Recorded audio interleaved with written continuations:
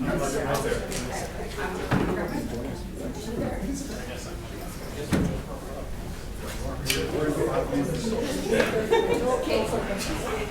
think we'll get started. I'd like to welcome on behalf of the BYU Alumni Association and the College of Humanities at BYU our annual Honored Alumni Lecture. Every year we get a chance to feature one alum from the college. And this year we had the pleasure of hearing from Kelli Barbour, who received her Master of Arts in German Literature here in 2004. Since she graduated in 2004, it predates this building. So this is a new experience for her to both be in and speak in this particular room. We're grateful to have her here, and she'll be introduced by her friend and former mentor, Rob McConnell.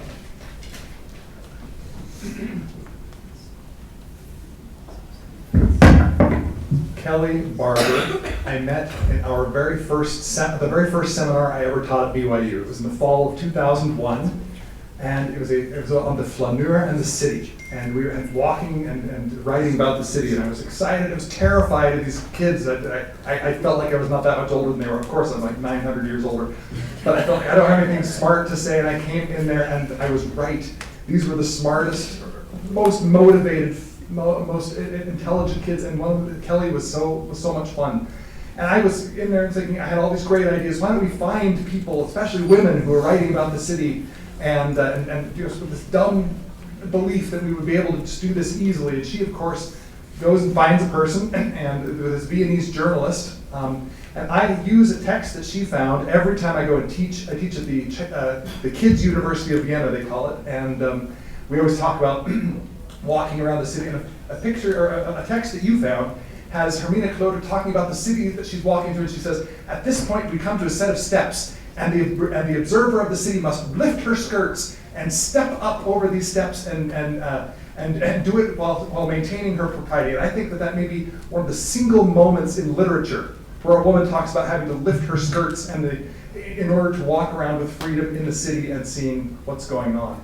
The next year, I begged Kelli to come with us to Vienna, and she did, and worked with me in a research project. And I would go into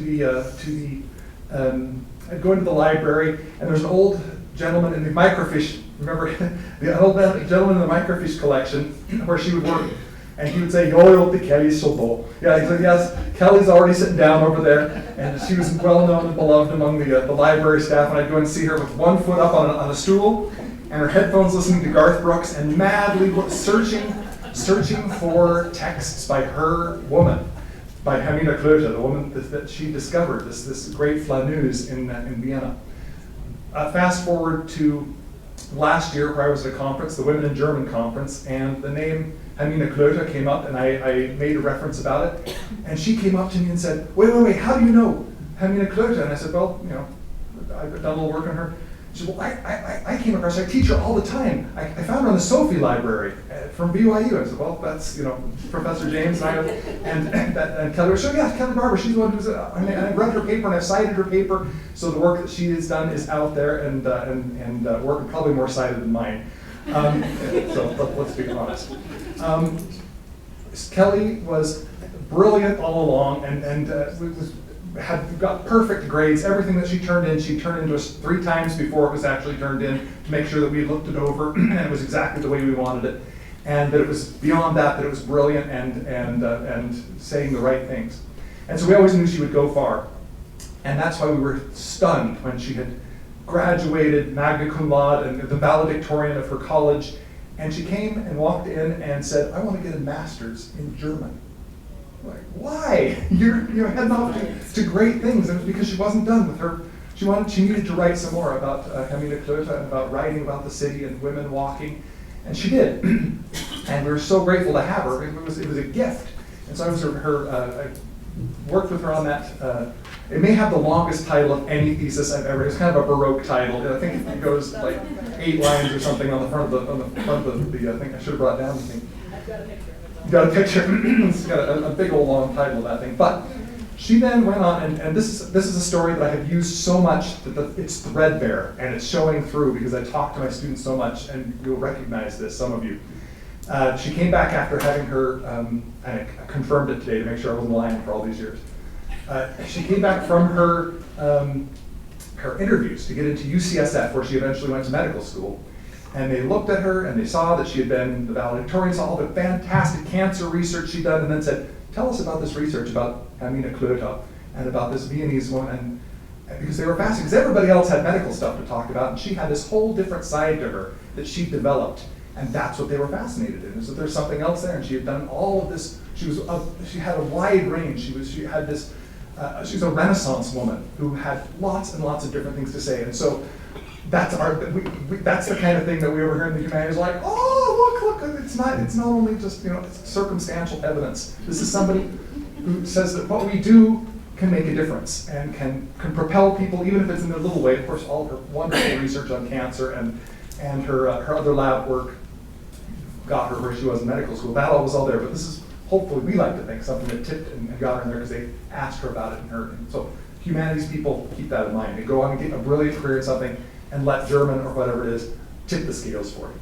I want to stand out of the way and let Kelly talk about the rest, because the rest of the story is what we tell our students when we say, as we put on our flyer for her lecture to the German people tomorrow. Once upon a time, there was a German student who wanted to change the world, and she did. The end. So here I'll turn the rest of it over to Kelli Barbour, our honored faculty, our honored college alumni from the College of Humanity for 2018.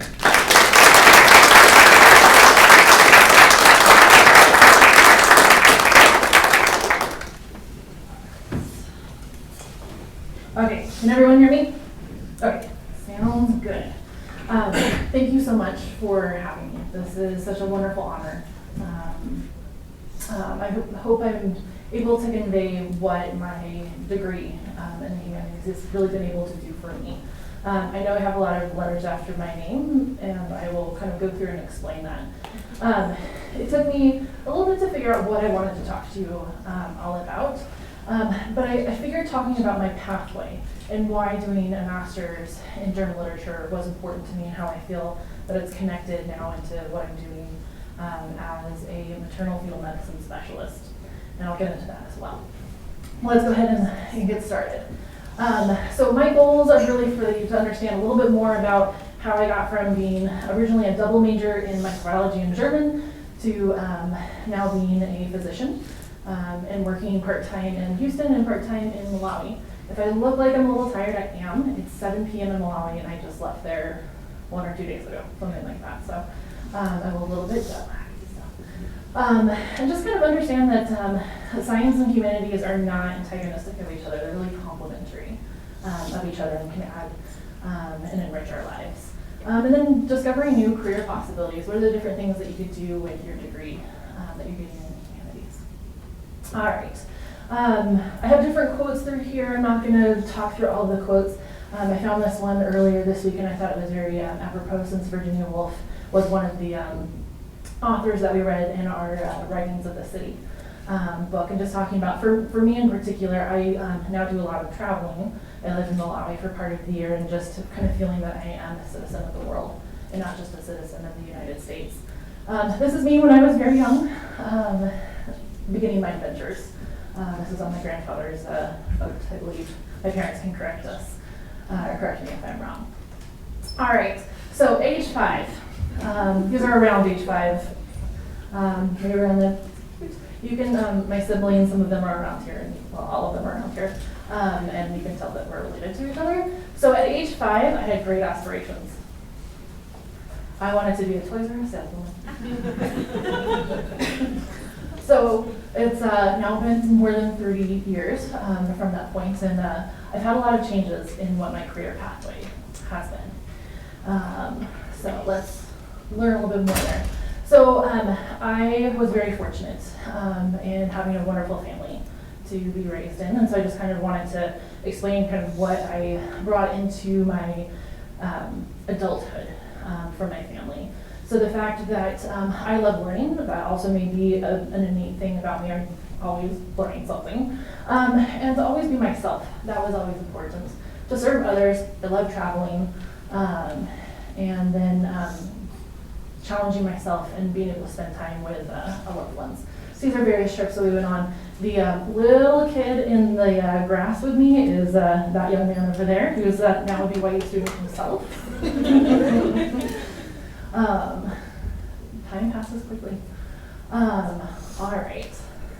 So, things I knew in high school. I was in high school a long time ago. I wanted to be a doctor. I wanted to be a doctor from the time that I was about a month short of 8. I had appendicitis. I wanted to stay awake for the operation. What 8-year-old wants to do that, whatever. But I knew I wanted to be a doctor, and I loved working with kids, and so I said, okay, well, I'm gonna be a pediatrician. I came here, my parents sent me for a health science exploration camp when I was in high school, and it was pediatrics and OBGYN. I was like, OBGYN, why would anyone want to be an OBGYN? I definitely don't want to be an OBGYN. What can you do? I knew I liked the sciences. I knew I liked humanities. I started learning German in high school and studied for 4 years and a little bit of French as well. Community service was always a big portion of my life. I love traveling, and as I said, I graduated quite a while ago, so 1999. These are just some pictures of some of my friends. I am going to have some follow-up pictures of one of my best friends, Adrian. You're going to see some pictures of his kids a little bit later on. All right, so this was the plan, because I knew from the age of 8 that I wanted to be a doctor, right? So I was going to go to college, starting in 1999, I was going to finish in 2003, maybe 2004 because I was doing a double major, microbiology and German. And you can imagine how many classes overlapped between those two. Yep. So maybe 2004, then I was going to do med school for 4 years, 2003 to 2007, then I was going to do my residency in pediatrics and be done. 2010, 11 years. That's a long haul. It didn't really go this way. So, my entire life can be summed up in one sentence, and this is somebody else's quote, but I think this really, really works for me, is it didn't really go as planned, and that's okay. Because things come up all the time. There are amazing things that you never imagined existed. Possibilities you didn't know about, career options you've never ever heard of because they're new, or because it didn't exist in the place that you grew up in. And it's important to be open to those possibilities. All right. So I did my undergraduate at BYU. As I said, it was a double major, doing microbiology and German, and working towards applying to med school. I wanted to be a pediatrician. I was learning languages. Engaged in community service. One of the wonderful women I got to work with, Helen, for Pro Youth Mentoring, is here today. And then I also knew that I was interested, always been interested in traveling, but I knew I was interested in global health, or that I would be interested in global health. So I ended up doing my undergrad between 1999 and 2003. And I actually ended up with only one major. I did that in microbiology and ended up with a minor in German because of what I ended up doing with my master's. But along the way, in 2002, I was very fortunate to be able to do a study abroad program. Rob and Marianne were our wonderful faculty and family hosts. Sarah was one of we had 22, 23, depending on which part of the year, in terms of students, which part of the year we were talking about. But I got to go spend a wonderful 4 months in Vienna, Austria. If you've never been there before, I highly recommend going. It's an amazing city. Just to point out a few things, because I see people looking at the pictures of like, well, you know, where is this? This is Hallstatt in the Alps, so kind of more towards the west. This is Wolfgangsee. This is actually in Paris. Should be Notre Dame. And then this is back in Vienna. My oldest brother, my mom, and my cousin came to visit. So we were in, just enjoying a cafe in Vienna. And then this is where I spent a lot of time. This is the National Library in Vienna. So I did more than just travel. Sometimes I think, because I post mostly on Facebook about traveling, I think most people think that I just travel and I don't actually work, but I do. So 4 months, I spoke, I think there were 4 or 5 of us, of students who spoke German well enough that in order to maintain our full student credits, we didn't need to take the German language classes. And so I was like, well, we got to do something with these 4 or 5 students. And so the solution to that it was part of the Sophie project. So I stole the picture from the Sophie project. And for us to go and work in the National Library, work in the microfiche, and find women who wrote about whatever. But they were writing in, we were specifically looking in the feuilletons or the journalism texts for the city. So I spent a lot of time looking at the New Free Press, the Neue Presse, and this is where I discovered Hermine Klute. And this is where I figured out I wanted to do a master's, and I could do a master's in the time that I kind of had allotted myself to be able to do this. And it really kind of started off my love of thinking about wanting to walk the city, and then getting to walk with women in their lived experiences, not just in the city, but throughout the world. This is Hermine Klute. She, as Dr. McFarland, excuse me, was mentioning, was a journalist. And interesting for so many reasons. I'll let you go take a look at her writings on the Sophie Project website. You can take a look at my thesis. It's only 86 pages. So you can take a look there, and it's mostly me. But she was amazing for a few different reasons. One of the things that I thought was very interesting about her is that when she started writing, she chose a pseudonym. But the pseudonym that she chose was a feminine pseudonym. So she wasn't afraid of being a woman in writing for whatever reason, and I never could really tease this out as to why she chose a pseudonym, and only for the first few years.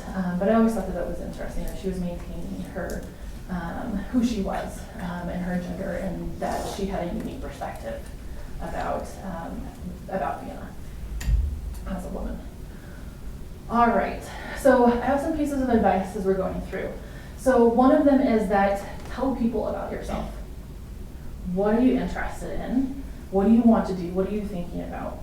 Because when I was in Vienna, was also the time I was trying to figure out a few different things about my life. I just turned 21, and was thinking about going on a mission and trying to decide at the time, was that going to be the right thing? I knew the double major was going to take me 5 years instead of 4. So should I go ahead and do that? What were the right steps for me to do? I knew I was still going to go to medicine. And I very fortunately had wonderful mentors who helped me through this and talked about what the various options were, and pointed me in amazing directions, and let me kind of help, or let me decide what I wanted to do from there. So that's how I ended up working towards the master's.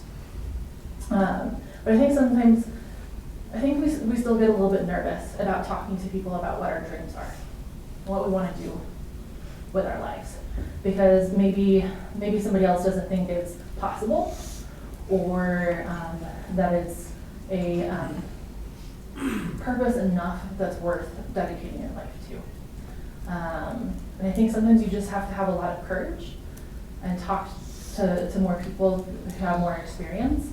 And even if when they say, oh, no, I'm not so sure about that, being able to say, well, I appreciate your insight, I appreciate your feedback, but also knowing that you know yourself better. So get other people's opinions, people who have more experience. I love this quote from Abraham Lincoln, is that the best way to predict the future is to create it. All right. So why did I do my master's in German? This is for my graduation, back when my dad had a mustache. He's a bishop of a young single adult ward, so he hasn't had a mustache for 3.5 years, 4 years, all right. Which he had had a mustache my entire life, so it was a little bit of a change for I think all of us kids to see him without a mustache. But this was taken on BYU's campus.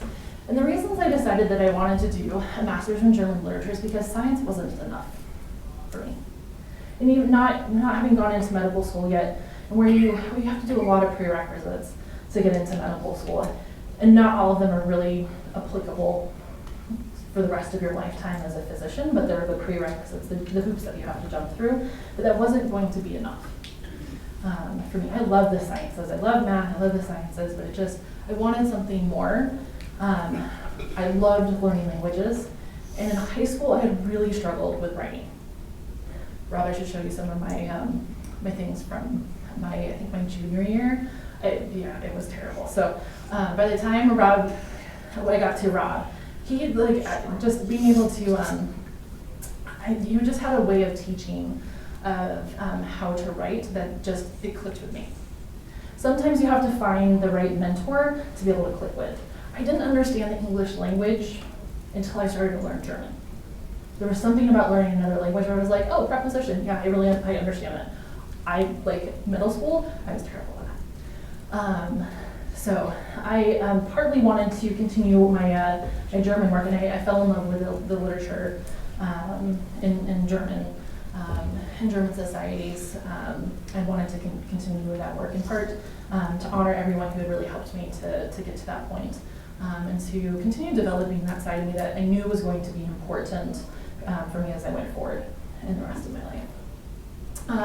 Developing additional analytic skills, being able to succinctly write your thoughts and prove a point is incredibly important regardless of what field you go into.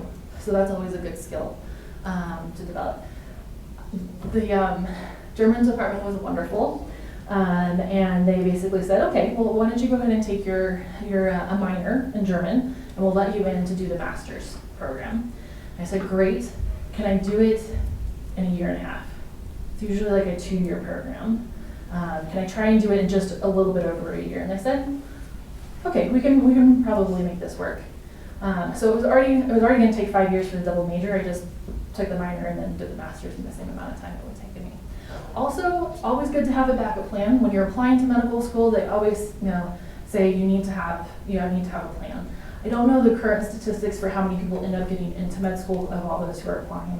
I want to say it's probably around 30 to 40%. So you have to have something else that you can fall back into or onto if you don't get to go to medical school. There's just not enough positions available, basically. And I love teaching. I thought about teaching. I love literature, so this would have been a really good option for me had I not been able to continue with my dreams of becoming a physician. I could easily have seen multiple other paths. Linguistics would have been wonderful. Continuing in German literature would have been wonderful. And then I get to continue to learn other languages. So probably still one of the requirements, you had to learn a third language. Doing the master's, and I knew I was going into medicine, and I said, well, Spanish is very helpful for that. And so I was able to continue building up additional skills for what I do as a doctor. All right, there we go. All right, mentorship is also really important. And I'm going to bring this back a little bit later because I now, having been out for a few years from my various pathways, I still find it to be very, very important. But just some quotes on mentoring. So mentoring being a brain to pick, an ear to listen to, and a push in the right direction. And then I can't figure out who this is ascribed to, but having the best teachers show you where to look, but not telling you what to see. Allowing you to take your own unique perspective, bring that into it, and learn to get something out of whatever situation you're working on. So mentorship, very, very important. So for all the students in the room, find a mentor, somebody who you jive with well. I was very fortunate that I fell into Rob's hands, and he was a wonderful mentor on my microbiology side. If any of you guys go spend time in the microbiology, molecular biology department, Kimberly was a wonderful mentor on that side. And they provided wonderful support, especially when I doubted myself, and helped me also kind of figure out the right direction for me. So this is how I was able to do the master's in a short period of time. So I graduated with my undergrad in April of 2003 on a Friday, and I started my master's on the following Monday. Yeah. So it would not have been possible had I not found Hermina Klutzer and fallen in love with her writings, and I would not have been able to do that had I not gone on the study abroad program, and I would not have been able to do that had I not been taking Rob's class on the Flammarian Filius. I'm pretty sure BYU still has the grant support, but I was able to get a grant support to basically help with taking the writings of Hermina Kluther and digitizing them. So I did a lot of typing. I got really good at typing and watching Star Trek or whatever it is that I was watching. This over here is not meant to be seen. I realize that it's very, very small font. Don't put it on your glasses. You're not meant to see it. This is just an example of what we were able to get into the Sophie Project for Hermina Kluther. So if you go to the Sophie Project website, you can go search Hermina Kluther and you can see all the wonderful things that we have about her and her writings. So I had some grant support that was able to help me get more of her writings digitized, which also allowed me to be able to think about her work and her writings and what I wanted to do my thesis on. So things came together. So here was the controversy for us. Rob was talking about the flaneur. And some of you may be familiar with the concept of the flaneur. Most of you probably aren't. I don't think most of my family is. But the idea of the flaneur was typically described as a male figure who walked around the city and described how the city worked. They made observations about the city and described it and published their findings. And there's a whole controversy, and I imagine that the controversy is still there. Rob, you can correct me if things have changed drastically. But a whole controversy around whether or not a woman could be a flaneur, or because the word flaneur comes from French flâner, meaning to walk or to stroll. Then there's a feminine form, so that would be the flaneuse. Is that the right term, or do you say female flaneur? And so this whole controversy about what a woman could or could not do. Because also keep in mind, I'm a woman and I'm going into medicine. The only other physician in my direct line is 5 generations back was a male. So I was trying to do something completely new in my family, to do it as a woman. And I think there's sometimes a lot of pressure at BYU and culturally sometimes of it's not the place of a woman to do that. And so this whole idea of a woman being able to step out and do something that maybe she was traditionally told, or at least where our concept is that she can't do this. And to be able to find a woman who describes being a woman walking around in the city, but still producing the type of perspective and the type of writing that fits for the flaneur was amazing. And then this is, I just started reading into this new book. I don't know if you've seen it around. This is a new book that's come in the past year about women walking in the city. So I'll let you know how it goes. All right. This is my thesis. See, there's the picture. And yes, it is very long. I know. Sorry. I'm a little bit verbose. That has not gotten much better in the past 14, 15 years. But I tried to capture what it is that coming up with meant, what I was arguing for. So there you go. All right. So having found Hermina Kluther's writings in Vienna in 2002, and knowing that I wanted to focus on her for my thesis, I was able to then take a 2-year program and basically get it done in about 16 months.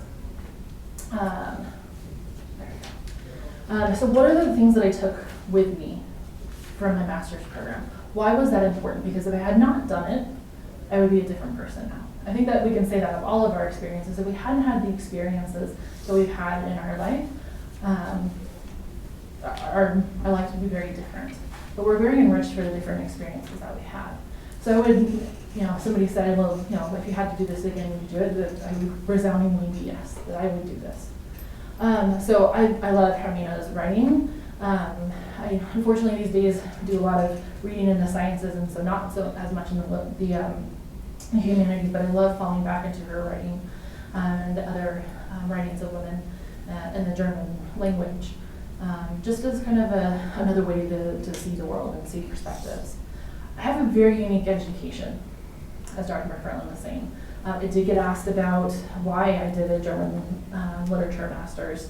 My incoming class, I think we had 130 or 140 people in my incoming class for medical school.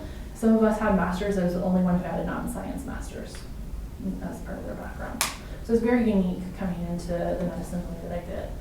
And then I got to learn another language. Spanish is either my third or fourth language, depending on the order of which I studied versus the order of which I gained competency. But one of the big things that I took from this is the ability to see women. So wherever they are, we're not hiding. Sometimes they're hiding, sometimes they're not. Sometimes there's this whole lived experience that I think as humanity we don't always understand, or as cultures have set themselves up, women's experiences are kept within women's groups. And trying to bring those experiences out into the light of what it means to, what is your lived experience as a male or as a female, I think is really interesting. I continue to develop a love for understanding and caring for women's lived experiences.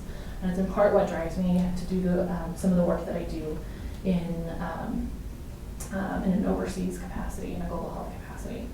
And then my commitment to continue serving women. Now, I still wanted to do pediatrics at this point, and I'll kind of get into how I got there later. So this is where I have my bachelor's from and my master's. So my MA, I have one explanation for the letters after my name. So let's learn a little bit more.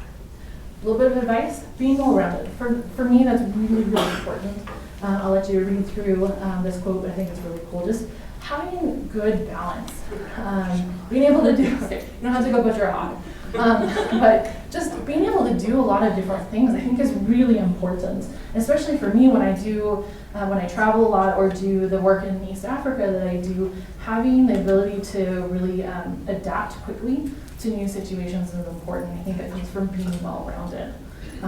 So marrying my humanities and my science together, I think has made it easier for me to be able to get into international situations, kind of assess the situation, and be able to adapt into those areas a little bit faster or quicker. All right, so sometimes the people around you will not understand the journey that you're on. You can talk to my parents, you can talk to my brothers.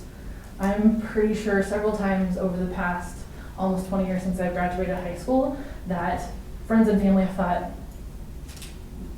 wait, you said you wanted to be a doctor, what are you doing? Why are you doing a master's? Why are you doing this? Sometimes the journey is for us. So yes, your friends and family should probably understand what you're doing, but the journey is for you. What do you want to take out of this life? It's important that you're getting to have the journey that you want to work towards. And this is, for me, this is what I needed. I wanted the master's. I wanted that experience and to be able to take that into medicine. All right, medical school. So I started in 2004. So I think I officially graduated from my master's here in August of 2004, and then also started my medical school in August of 2004. Evidently, I don't like much downtime. That's why I flew in at like 7 p.m. last night and I'm not here.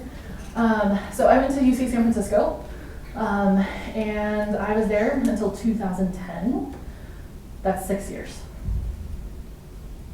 I'm very smart, so it did not take me 6 years to get through the traditional curriculum. I did a few other things. So this is, I think this is for my white coat ceremony. My dad still has a mustache. Sorry, it's not the greatest picture. He still has a mustache there. I love calla lilies, and that's my little badge. Kept me company for 6 years. All right, so this does not always like me. There we go. Okay, so here's what I was busy doing. So 2004 to 2007, I was pretty traditional. Did first year, did my second year, did my third year, which in the traditional curriculum for medical school, the first 2 years are preclinical. So where you're not really going in and touching patients and taking care of patients, you're learning more of the basic medicine concepts. And then your third year is when you start doing clinical medicine and taking more responsibility for patients. And then your fourth year is when you're kind of deciding, okay, I'm gonna do this particular area, I'm gonna do some more intense rotations, really make sure that's what I wanna do and show I can do a good job. So I started into my fourth year and I was a little confused. I didn't know exactly what I wanted to do. I had planned my rotations out, so I did my OBGYN rotation, my second block. It was like, I need to get the rotation done. It's one of the required rotations, whatever. Like, I'm gonna go do it at a community hospital down in Salinas, California, get it out of the way, and then do my pediatrics when I've kind of mastered being a third-year medical student. So I was doing my pediatrics, my fifth or sixth rotation. in the year. And I loved obstetrics and gynecology. It was actually the perfect place for me to go because I was able to do a lot of hands-on work. The intern, when you're in residency, your first year is called your internship. And the intern who was on was actually a family medicine residency, and that intern wasn't all that interested in the obstetric side.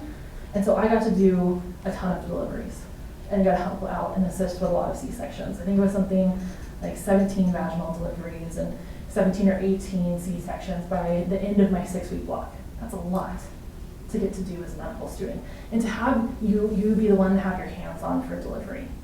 It was an amazing experience to be able to do it. I loved it. And I loved operating. I didn't think I was going to like operating. So I also thought, well, okay, I still love working with kids. So what do I do? Well, I love operating and I love kids, so maybe I should do pediatric surgery. And maybe I should do family medicine. Because family medicine allows you to have quite a range. You can do internal medicine, so we're mostly working with adults. You can do pediatrics, and you can do some complicated obstetrics. So maybe that's an option. So the summer between my first and second year, just to kind of get back to my traveling, I went to Guatemala for a month, and then I ended up taking about 50% of the students at UCSF take an extra year. So they do med school over 5 years because they go and do some research of some sort. And so I decided, well, I've always really liked education. Maybe I should do something education-wise, and let's do it in a global setting. And so I ended up going and spending time in Dar es Salaam, Tanzania, between 2007 and 2008. And let me tell you, within the first 2 weeks of getting there, I was supposed to be doing this one project. We had it all planned out, thought we were good to go. I got there in 2 weeks. I knew it was never going to happen. I had already committed to 6 months being there. It was too late for me to go back and apply. I didn't know what I wanted to do exactly, but it was too late for me to go back and apply for residency.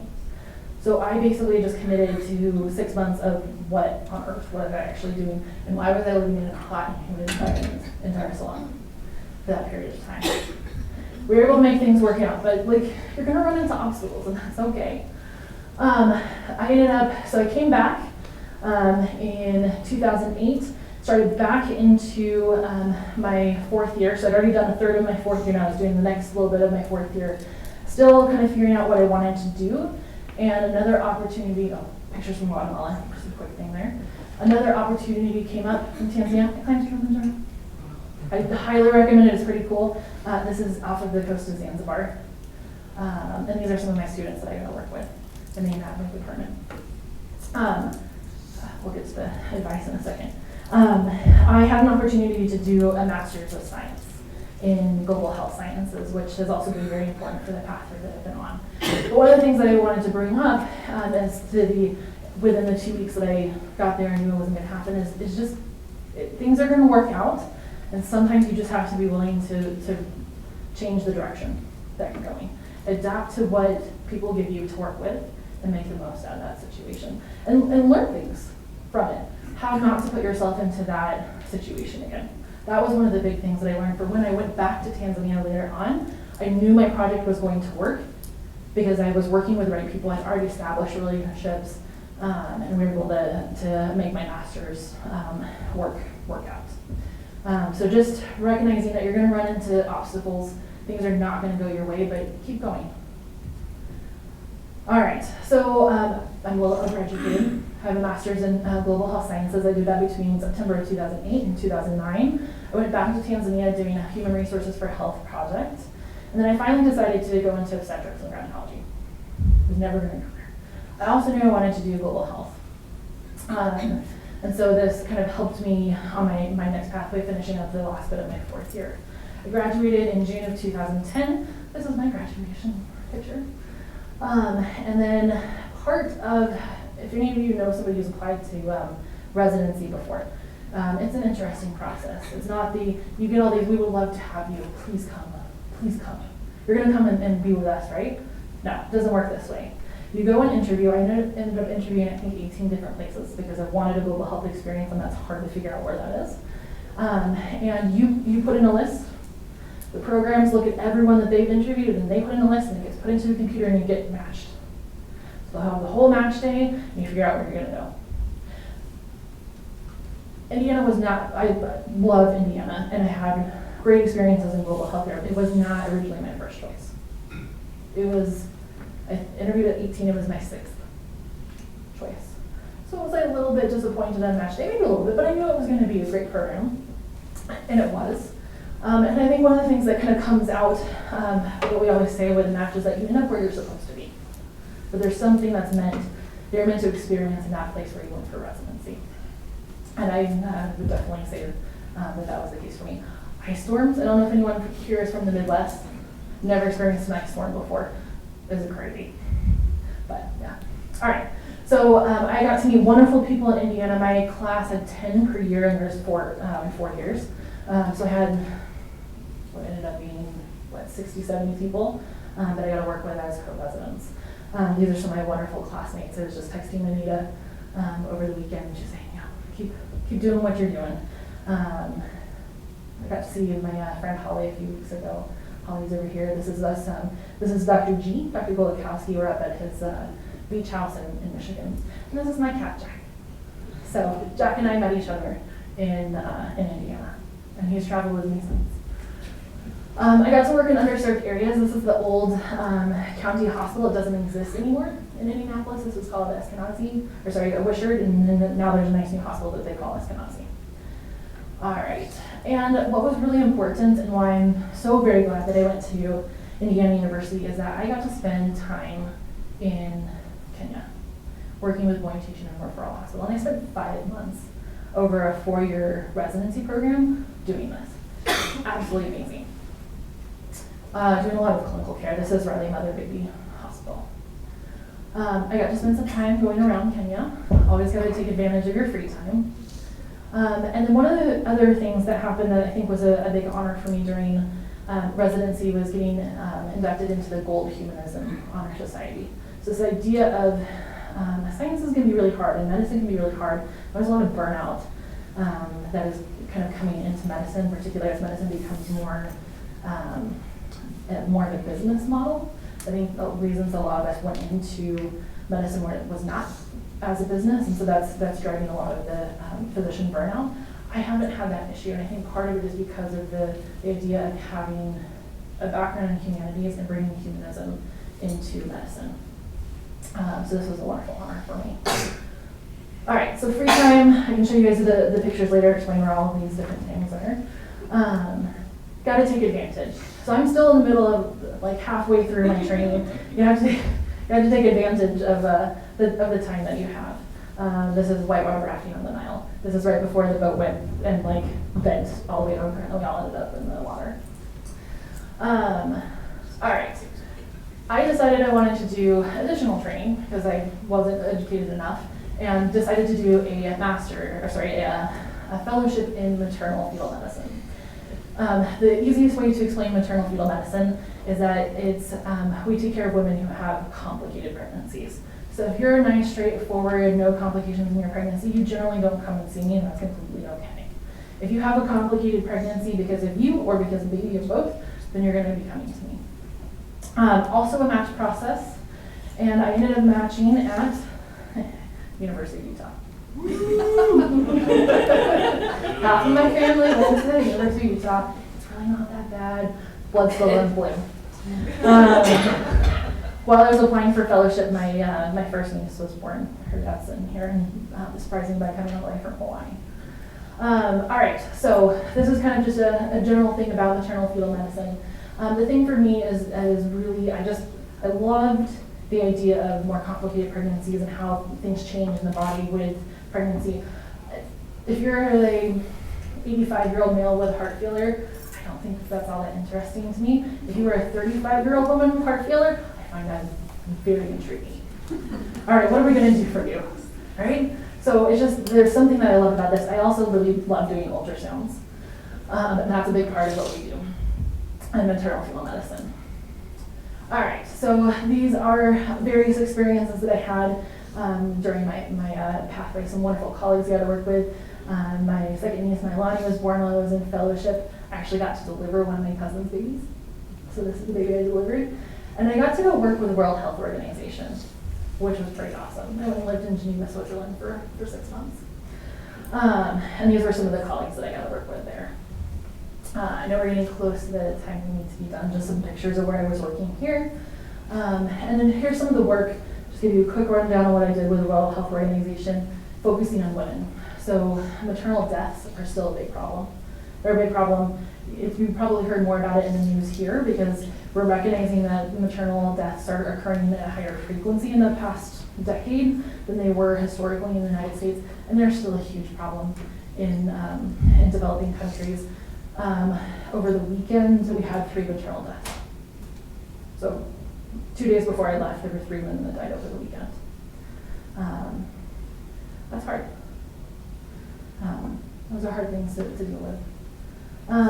Beyond just maternal deaths, I think it's also really important that we recognize that maternal deaths are the tip of the iceberg. There's a huge issue with all of the complications that happen when you have a complicated pregnancy and the sequelae and the consequences of those. And that's also a big area and interest in the research and studies about with the World Health Organization. All right, so what am I doing now? So 14 years later from having left BYU, wonderful quote from Eleanor Roosevelt, I do, as I said, maternal fetal medicine. I was very lucky to basically get Baylor College of Medicine to make a new job for me. So I am 60% clinical MFM in Houston, and I'm 40% a global MFM in Malawi. So Baylor College of Medicine and Texas Children's Hospital paid me to go and work in Malawi and try to improve the care that we're providing there for our women with complicated pregnancies or who develop complications with their pregnancies. These are some pictures from Houston. I put this picture in for many reasons, but my grandfather, who graduated from BYU, was a rocket scientist, and this is one of the rockets that he helped design, and it's at the NASA Center in Houston. This is Ethel Maternity Wing, so this is where I work in Malawi. So what am I doing with my 40% time? I do a lot with education, I do a lot with clinical care, and then I do some research as well. Here's my ultrasound picture, and here me teaching the residents in Malawi to do umbilical artery Dopplers. All right, and these are some of the wonderful colleagues that I've gotten to work with. So this is our labor and delivery for one of my consultants here that I get to work with, and then our registrars and our interns who help to take care of these women and who are learning how to take better care, particularly as an intern who is just coming out of medical school, how to be able to take better care of women. Because in the British system, you do an internship for 2 years. It's a broad internship, and then you go out and you're at a district hospital and you're responsible for everything. Terrifying to me, but you're responsible for all of the patients: surgical, internal medicine, pediatrics, obstetrics, and gynecology patients. So they have to really learn the 6 months that they spend with us. They have to learn really well how to take care of patients and when to refer them over to a referral center.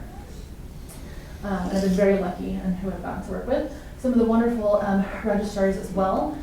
Priscilla is now graduated and is one of our consultants. I've gotten to spend wonderful time kind of figuring out the culture of Malawi here. Probably one of the iconic pictures that you see of women and children in Africa is that the women are carrying their babies on their backs. And this is me learning to take care of this man's son. This is Royce, who's currently almost 1.5. All right, this is a picture from Otter's Point in Cape Maclear in Malawi, in Lake Malawi. Beautiful. You should definitely go there. Highly recommend it. One of the things I really want you to get out of this is there are wonderful things in the U.S., but there's also wonderful things in the world. And that's one of the things I've been able to experience and pick up as I've gone along, is all the beauty that exists throughout the world and the beauty that comes from different cultures, and what are the good things that we can take from each of these. So how it really went. Remember I said 11 years was going to be done in 2010? Yeah, it didn't really go that way. 18 years. Undergrad for 4. I did my German literature in the 16 months. I did my medical school over 6 years, getting my master's, residency in 4 years, fellowship in 3, and that's a total of 18. Really important though, I've always loved this quote. I'm a big Star Trek fan, big tracker. is the importance of time. And I tried to include pictures here along the way of, I was doing my training. I just finished my training about a year and a half ago, finally, in 2017. But taking advantage of the opportunities that you have. There are things that I missed. I had to make sacrifices, right? We all have to make sacrifices. There's family and friends, events that we're going to miss out on. But that time is not a predator. Time reminds us to make the most out of whatever we're doing, whatever we've chosen to do, to make the most out of that. These are my friend Adrian, these are his twins. It took them, unfortunately, a very long time to get their twins, but they were just born at the end of June this year. And I'm sure if I asked him, was it worth all of the time that it took for them to get their twins and all the complications that they went through, they would say yes. And for me, in terms of getting to the point where I can now help women who are having complicated pregnancies and consult when there's questions about complicated pregnancies, which Adrian and Archie were able to ask me questions about their pregnancies and some of the complications. My pathway was worth it. Why? Why was it worth taking the 18 years? Because life changes you. And that's okay. That's what it's meant to do. I had amazing experiences. I do what I do because I love it. And I'm very fortunate in the opportunities that I've had. I get to work with women, sometimes with their babies, although babies are kind of a hot potato these days, of like, you get the baby over the pediatricians. And I love the fact that I get to do this in a global setting. I get to be a part of a woman's life that's so very, very unique. And especially in the setting that I do, where things can be very complicated. I sometimes have to tell women very, very bad news. To be able to do that in a way that, I don't know if it softens or blows, just to be able to do that in a way that recognizes their humanity, I think is really important. Because as a doctor, I see miscarriages all the time. I see fetal demises, and so it's easy to get jaded. But to recognize for that particular woman, hopefully she will never have to experience this again. And how you tell her that her baby has a lethal anomaly and will never really be able to survive is important, because she's always going to remember how she was treated. She's always going to remember that experience. And so I'm very lucky that I get to do that and be a part of that. I get to witness. So like the women walking around the city and witnessing the life of the city, I get to witness what women go through and how we can make that better. And as a doctor, I get to help heal. I don't always get to heal. I can't make bad things go away. But I can at least help comfort when I can't heal and make things better. So a little bit more pieces of advice. I know we're at the end, but the world is your oyster. There's amazing experiences to be had. Go out and explore it. I actually found this quote on the flight here, but sometimes you need to get lost. Sometimes you won't know where you're going to end up. If somebody had told me 20 years ago that I was going to be a maternal fetal medicine specialist working part-time in Africa, I would have been like, what? What is a maternal fetal, what is a maternal fetal medicine specialist? I would not have foreseen this, right? But now I have an amazing job, an amazing opportunity. So sometimes you have to get lost to learn the way. And not all who wander are lost. It's important to believe in yourself, even when you don't think you should. There was one point, I think I was still doing my undergrad, I was deciding whether or not to actually apply to medical school, and I talked to Kim O'Neill over in the microbiology department. I said, well, I'm thinking about doing this other field, and he said, if you do that, I will kick your butt. He didn't quite use that word, but basically, like, you're selling yourself short. He knew that I was having a moment of weakness where I didn't believe enough in myself, and I needed somebody else to help me believe in that. But believe in yourself, and when you don't, get other people who do to be there to reinforce that. Take your time. As I said, 11 years became 18. But it was definitely still worth it for me. And the timing was important, okay? Had I not done my master's, I wouldn't have made the timing for my, if I hadn't done my master's in German literature, the timing would have been off for my master's in global health sciences. The timing would have been off for doing the Queen Anne Fellowship where I worked with the World Health Organization, and the timing would have been off for having the career that I have now, because it didn't exist before. So the experiences that I had doing global health work in obstetrics and gynecology helped me to get to this point. And I would not have had the experiences that I had, the timing that I had, and the perspective that I had I not done my master's in German literature. Make the time count. So this is not permission to just go and, I don't know, not do much for a decade. Make the time count. It's really, really important. We're only given so many days in our lives. Make each day count. Be the best you. Ask others to help you along the way. Find mentors. So I told you I would talk about mentoring again. Mentors are really helpful, and eventually you're going to be in the point, this is really actually kind of scary for me now, where you are the mentor. Right? So now I'm doing global health maternal fetal medicine, and people are coming to me like, how do I do what you do? I'm now the mentor. I'm still getting mentored myself, but I'm now a mentor to other people, which is amazing. Don't forget to listen to people, particularly as a mentor. What you want for them is not always what they will need. And then just remember your options are sometimes endless. Just some wonderful quotes up there. Enter to learn, go forth to serve. Service is always important. Sometimes it will require sacrifices. I missed family reunions because I was doing medical school or residency, or I was in East Africa, but that was worth it for me. What BYU taught me, just a few things here. It's important to learn, it's important to serve. Wherever you are, wherever you can. Seek truth and beauty wherever it is. There's beauty in humanities, there's beauty in sciences, there's beauty in education. All of those are important. Combine your passions in a way that nobody's thought of before. Had I known that I was going to be a maternal fetal medicine specialist in global health 20 years ago and asked me about that, they would have been like, that doesn't exist. You're crazy. But I made it exist. You need to be the change. Because sometimes it's all the groundwork that you've got to go out there and do. You need to be the one doing it. All right, and just a final thought here. I always thought that this was an amazing quote. So I helped with medical school admissions while I was at UCSF, and I got to read this essay, and I loved this part of it. So the applicant had written, there's a danger of letting fear infect integrity. That to be a doctor, one has to be fearless in fearsome situations, kind in the cruel conditions, and selfless in a money-driven world. Humanities has helped me to stay like that. I'm a big Doctor Who fan. Have one of my cousin's husbands still working for them. But one of my favorite episodes is talking about the doctor's promise and the fact that it's never cruel or cowardly, never give up, never give in. And this is that written on Calvary. Thank you, everyone, for coming here today. I really appreciate it. Thank you to everyone who helped me get here.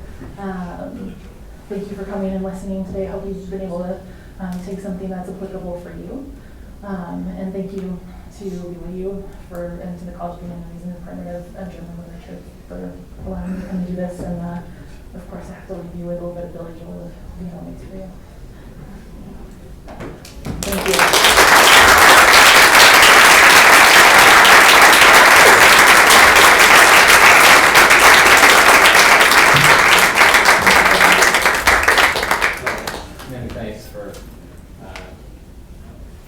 Kelli for coming and delivering this message. If you want to talk further with her, she can be out in the hallway here. I think we might have a class for meetings. So thank you.